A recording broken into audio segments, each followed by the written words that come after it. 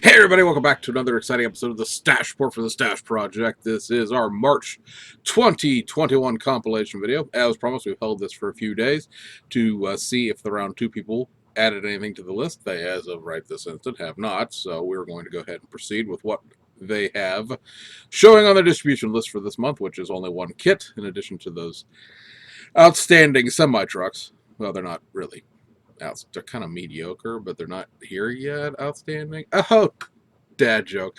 Anyway, there's not really too terribly much this month. Obviously, last month was Lunar New Year, so most of the factories in China shut down for a couple of weeks. Really, it's more than just a 3 day weekend bender over there, and so there's not a lot for March because of that. Right? It had to be shipped on. It had to be on a boat in shipping before they left, or it's going to come out next month. So there's only Aoshima, Hasegawa, Salvinos, and round two. There could always be the odd Revell kit, since there are a few things from the first quarter flyer that have still not shown up yet. The big thing on that, if you're waiting on the U.S. rebox of the Jaguar E-Type, is that production on that kit was temporarily suspended because of issues they were having with apparently the plastic. A lot of people thought it was the mold and sink marks and all these weird sort of undulations in the molding, and it turns out that the mold itself, windshield height notwithstanding, is fine. It's the plastic they were using, that red plastic they were molding it in. There was something about it that was not agreeing with the machines, and it was coming out all weird. So that is on delay. Probably will not be out until the middle of the summer. If you really, really, really want one and you're willing to deal with the possibility, you may get a shoddy cast of that model, because some people's have been okay, some people's have been really, really bad. The German version is floating around at various hobby shops in the United States and on eBay and things like that. But even the German side of production has been suspended. I don't believe they're shipping any more kits, so whatever's out in the wild is out there, kind of thing. But yeah, they're gonna probably be molding it in gray in the future. I don't think it necessarily affects the upcoming Roadster release that was supposed to be coming out next month in Germany. We'll get it whenever we get it, kind of thing, as far as the importation of Revell Germany kits go here. But yeah, because they would know that, obviously, hey, don't shoot that thing in a colored plastic, and we'll go from there, because the Roadster body obviously is a different body molding in the first place, with it not having a roof on it. There have been some rumors and speculation that they're going to fix the windshield height issue. I wouldn't necessarily subscribe to that. That would require changing several pieces of the mold. The thing, if you haven't heard about it, the reason the windshield is debated is the fact that they're using a windshield and a windshield frame for both kits, right? The Roadster and the Coupe. The problem is the Coupe's windshield is like 2 inches higher than the as far as real life inches, 2 inches higher than the Roadster's is. They use completely different windshields and completely different windshield frames in 1-to-1 scale. Revell, for cost savings, because hey, things cost money and it would cost substantially more to tool it up that way, chose to recycle basically both windshields or the same windshield and windshield frame in both kits, which leaves you with like 1.5 mm too short a windshield frame. Now they've cast it so there's not a hole. They've made the model so it fits, but it doesn't quite look right, assuming that you have any sort of E-Type Jaguar background where you're like, oh crap, that's wrong. But fixing that would require altering the body tooling, obviously, to make the hole bigger, and then cast a new windshield frame and a new windshield that are proportionally higher, because if you fix the windshield frame and windshield to make them larger, then they would be too big on the Roadster. It's one of those things where when this whole thing came up a couple of months ago, and I was with the Coupe's Roadster before the kit was actually released, and the red plastic problem came up. Was that's several $1,000s more in tooling to do that, as far as a separate windshield and separate windshield frames, and then you have to take in consideration that you can't just like tack on something on the end of a runner, right? the plastic has to flow. Things are designed and laid out the way they are. Sometimes what seems like nonsensically to us, like why are these not chrome parts on the chrome tree? Because the chrome tree needed more parts on it, so the plastic would flow the whole way around it. That's really why things are the way they were back in the 1960s, with like your fan being chrome. Like, why is the fan on the chrome? Well, they ran out of space on the regular parts, and they needed something over in the corner of that chrome tree to carry the plastic around, so your fan went over there to make sure that the thing actually cast the right way. And so you can't just cast an extra windshield frame on the end of the chrome runner. You can't just cast an extra windshield on the end of the clear runner, because then you'd have to basically reorganize the entire runners so that they make sure that they flow the plastic correctly during the injection process. So it's not just a kind of solution. So I'm kind of dubious that that will get fixed. The plastic itself being, not red, and because they've now shot it in gray and there's no problems. It's not the mold. It's the plastic. We'll see where that all goes. June, allegedly, so we'll see. That's only a couple of months at this point, because, hey, it's March already. So, and the actual things that will be released this month, let's talk about those. Over at Round 2, MPC 1970 Pontiac GTO Super Stalker. So MPC did a series of destroying perfectly good plastic bottle kits to make them into NASCAR things, short track NASCAR things, back in the early 1970s. So several kits that you probably like, why don't they ever release that anymore? Because you see that every single time the Round 2 puts out a video. Yeah, well, this is the reason why you don't have a 1970 GTO, because that kit got turned into this. It was released one time, semi-recently, in the mid-2000s. I want to say it was 2007, but it might have been, I didn't write down the exact year, but it was mid-2000s. Reissue with the Model King work that was being done back then, where, prior to Round 2 getting a hold of everything, and really before they even started leasing anything, Round 2 was doing various projects with the RC2 people and putting out old kits. This was one that he did back then. So it's at least 14 years since this has been out the last time, and it's again really based from 1971, I believe, is the original kit date on that. And the changes to this from any version of it you might have is they're putting pad printed tires into it, and of course it has a different decal sheet. This is stamped Super Stalker Series. I believe it's a Chevelle or a Monte Carlo. I can't remember which one it is. That was also done in the mid-2000s as part of the whole Model King, reissuing old tooling things. So I would suspect that that will probably see the light of day again, because that tooling exists in its current state because it's been run semi-recently. Whether or not that they have the tooling or can reissue the entire Super Stalker series, which is like 6 kits, that remains to be seen. There's not a first of kind of thing attached to this, but when you put a series on the box, it does imply that there will be more than one. Unless you're just specifically just copying the box art for the sake of copying the box art. Over at Salvino's JR, we should get their almost new tool 73 Dodge Charger this month. That was going to ride the same sort of universal chassis that all of their new tool kits have done. The Oldsmobile and the Monte Carlo. So there shouldn't be really too much to write home about there, other than changes to the engine to make it a Dodge-specific version. That chassis was supposedly designed originally for this tooling, which is why it was kind of wonky when the Oldsmobile came out. So theoretically, it should be the best version of the modular chassis that they've done so far. New body. I don't know how much of the interior is new, other than the roll caging being bent to fit the Charger body. There is a 1971 Charger that they're also doing at the same time.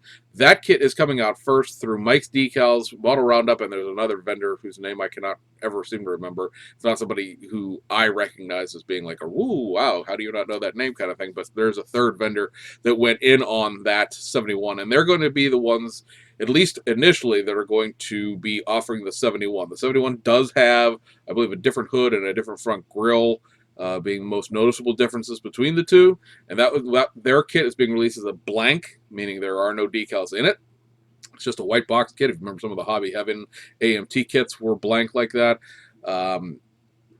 But they're going to be, of course, a bunch of decals released for these two Chargers in the near future from Mike's Decals, which is Power Slide, and there's a couple other companies that are doing decals, and there's some decals that still exist from back in the day that may get refreshed and put back out as well.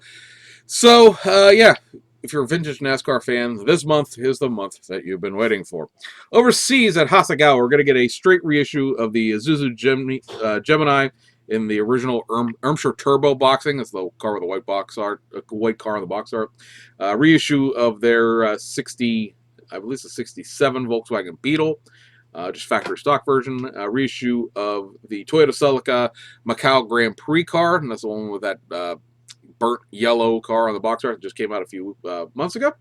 And then you're going to get a reissue of the Subaru 360 convertible. Now, it's basically a Subaru 360 kit with a few resin pieces added to it, mostly for the rolled up convertible top that it sort of ties off at the very back of the car the way a Citroen 2CV does. The kit itself, I don't believe, has any other new parts or additional parts to it other than that sort of rolled up roof, because you can put the soft top roof on. It's in the kit normally. The big thing here would be the resin rolled up top so that you have the interior displayed. And the last time that kit was done in a convertible was 1998. So it's been a hot minute since that's been available. A lot of these resin kits are being reissued with Hasegawa right now, so if there's any other ones you could think of, they might be coming down the line as well.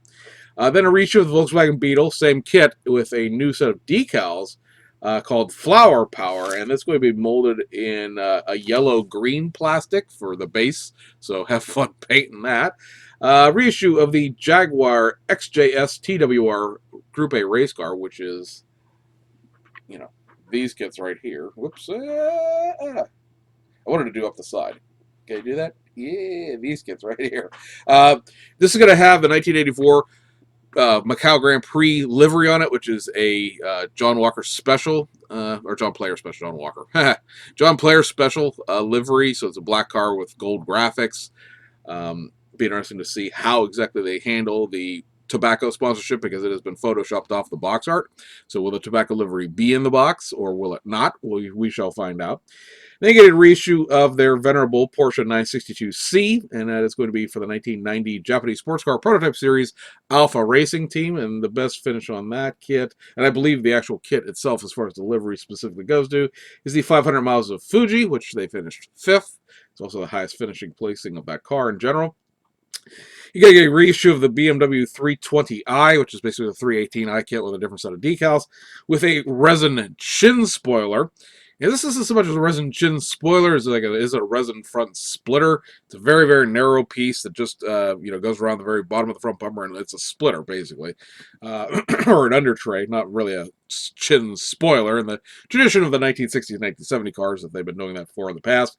That car will have the racing BMW racing wheels, which were a set of BBS wheels back then, and the racing suspension in it. So it's a factory stock kit in the sense that it's has a regular interior, excuse me, and should have treaded tires, but it has the racing rims and the racing suspension, so you get a little tuck them up into the fenders and tilt them in like a race car stance to the vehicle. So that's an interesting little deviation. And then you're going to get a reissue of the Toyota 2000 GT, and this is in the high detail line. So for the folks who've been following along, the high detail line is the cast white metal engine parts and photo etch and things of that nature. This is going to have photo etch hood hinges, which ought to be interesting, because 2000 GT has a with a clamshell hood, like a Corvette hood. It flips up and open instead of back towards the windshield like a regular car. There's a bunch of parts added to this. It's 20, 30 pieces all together between the white metal and the PE. Last time that was reissued in the high detail set was again in the 1990s, so it's been a hot minute on that one too. If you've ever had a 2000 GT Hasegawa kit and you look at the fact that the hood is sort of almost but not quite separate, it's held on by like 4 little attachment points along the sides and the front and the top and the bottom of the hood. That's why, because this kit exists, and with it being full detail, the engine, the hood comes off. So that's coming back out. And then you're going to get a reissue of the Jeep Willys with the 50 cal. The Jeep Willys has been reissued a couple of different times, both as just a military vehicle as well as being eggplant girls and things like that. This is also going to have a resin girl, but it is the first time that the kit's been reissued with its armaments. The last several reissues have just been the Jeep.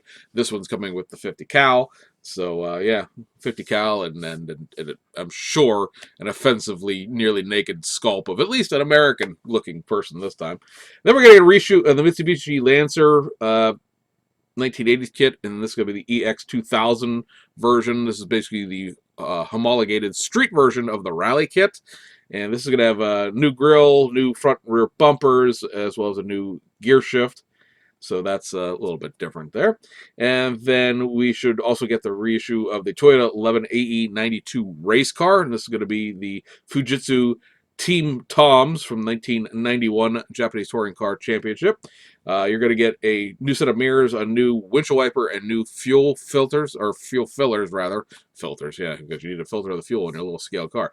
A new fuel filler to replicate the later running of this car. It came out originally as a 1989 car with the Advan livery, and the car is being done for the Sendai racetrack, which it got first place in its class in that race. So that is coming back as well. Over at Aoshima, the new kits for this month are the 2000 Toyota Mark II Tourer 5, the 1994 Toyota Hilux Double Cab, the 2009 Nissan GTR V-Spec, the 99 Toyota Hiace Asmaz VIP van, the 06 Toyota Estima Fabulous VIP van, and the 1998 Toyota Crown Majesta. Now, it's been a hot minute since that Crown Majesta has been out.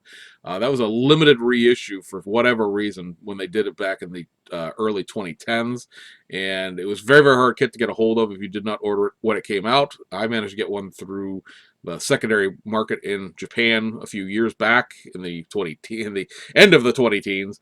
But that's coming back out, so if it's something you happen to miss, the option is there. And then the restocks, we have the 2012 Toyota Hiace Hot DNA VIP van, the Liberty Walk Ken and Mary 4-door kit, which is the third kit in that series, the Liberty Walk Hakasuka Skyline, which is number 4 kit in that lineup, and the Liberty Walk Ken and Mary 2-door 2014, which is the 6th kit in that lineup, and that's, of course, the powder blue one. 16-inch wheel reissues are the Watanabe Longchamp XR4 P1 Racing and TE37 Volk Gravels, which, of course, are the wheel sets that are normally in your AE86 Toyota Truno and Levin. They reissue those wheels seemingly like every 3 months, so they're a popular wheel set and a popular size, so just a reissue of that. And then you have a reissue in 19-inch wheels of the Advan RS, the AVS Model T6, the Volk RE 30s, and then a few more kits to the Initial D Anniversary Series stuff. Reissue of the Initial D A86 Truno Volume 1. This has already been done in the new anniversary boxing, but it's just coming back out. And then the Takahashi Raisuki FD3S RX7 Project D and the Hoshino Kozo R34 GTR in the Project D. Both of those kits, I don't believe, have been reissued in the last year, maybe year and a half, and they're getting the anniversary box art. They were both things that were done at the end of 2019, I believe, is having new parts added to them to make them the Project D version of the kits. So that's what's for sure coming out. Over at Nunu, kits that we may get in March would be the 2013 version of the the Chevy Cruze World Touring Car Championship car. That kit finally has box art and PE and everything on the Hong Kong vendors. So it's scheduled to come out maybe next week. We'll see if it actually shows up or not. That kit will be completely identical to the blue one. It'll just have a new set of decals for the 2013 WTCC champion in it for the Macau Grand Prix race. Then the Audi Quattro S1, maybe coming out. That's got a whole new body in it, as well as new wheels and a couple of new interior pieces. It's the one that's been de-evoed, ran the 1986 Olympus Rally, which is the last Group B rally ever done here, actually in the United States. Finished third in that rally. That's the livery that's in the box. Again, box art PE done for it over on the Hong Kong vendors, so that should come out this month. And that kit will also allow you to build earlier 1980, late 84 and the 1985 season cars, because the Evo 2, the kit that BMAX put out, that's the HB Tobacco liveried yellow one, that car only ran for, I think, a couple races at the very end of 1985 and then the 1986 season. And of course, 1986 had the tragedy of many crashes and the untimely death in the Tour de Course race, and that a lot of the factory teams pulled out and didn't run the rest of 1986. And the Olympus Rally was the first time that Audi was back in rally, I believe, in after the Tour de Course tragedy. And they ran this non-Evo version of the car, which was, again, an earlier version without all the aero and craziness. So that's something out there for the rally fans if they're interested. And then we could possibly, I'm being teased by it just like you guys are, possibly get the BMW M8 this month. Talking to a friend on the European side of things, he said that the European vendors think so they're going to get it in March. The day after that, because I was like, yeah, okay, there's no box art for it. The day after that, the box art was officially released for it. The PE images were finally released for it. It's the end of March where it's sitting right now, so it could still slide into April. More likely, will slide into April. But it's it's right there now. The way as an outside person, technically speaking, follows their releases is there has to be box art before you can be like, oh, it's coming out. And the M8, the biggest problem with it is, yeah, they showed it and they showed built versions of it and they showed you what the box art might look like, but there was no, this is what the box art is finally approved by BMW as being, and that finally exists now. So hopefully soon, that would be very significant to get that kit obviously out of the way because it's been promised for a long time now, but it will be a significant release in being an all-new toolkit, and this will be the first all-new toolkit for BMX for a little bit. Sorry, new. Yeah, it'd be great. I'd love to have that already. I got decal vendors on 2 different continents chomping at the bit to sell you stuff that they can't sell you because the kit doesn't exist yet. So, in a technical sense, they of course have had pre-production runs to size their decals with, but still. I believe that's it. So hopefully there's a few things there for you. If not, April should be better, and we'll see you guys on the other side.